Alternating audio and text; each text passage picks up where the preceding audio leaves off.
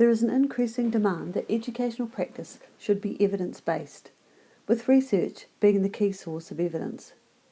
This is done by accumulating a body of research knowledge to inform practice in education. Elliott, 2007, suggests that the best person to carry out educational research is the educational practitioner, because what is involved here is the investigation of a unique situation with a view to deciding what can be done to improve the situation. Oakley, 2007, proposes that if we are going to do educational research, that it should produce knowledge about the effectiveness of different approaches. King, 2014, found that educators are cautious in considering technology-aided instruction for children with disabilities as an evidence-based intervention due to the low moderate levels of evidence, the limited amount of research overall, and particularly the lack of experimentally controlled studies. With the growth in technology outpacing research, King et al. 2014 observed that educators are implementing the use of iPads and apps without research-based guidance on how to do so effectively and efficiently.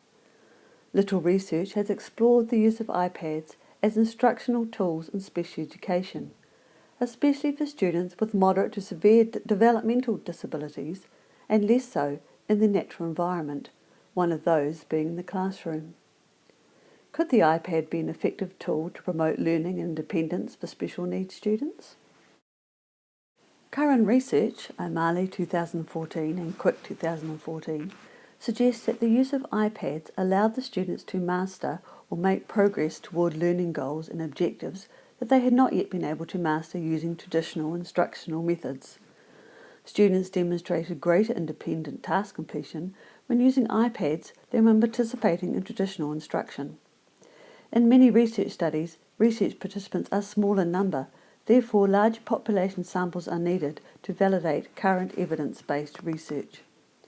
Less is known about how to make the iPads the centre of instruction, rather than just as a method of supplying additional content or as an augmentative and alternative communication aid.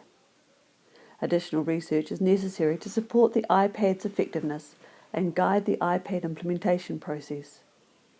What is not yet known is the effectiveness of iPad intervention for certain special needs groups, such as those with autism, or even if iPad intervention has long-term effects on the academic progress of special needs students.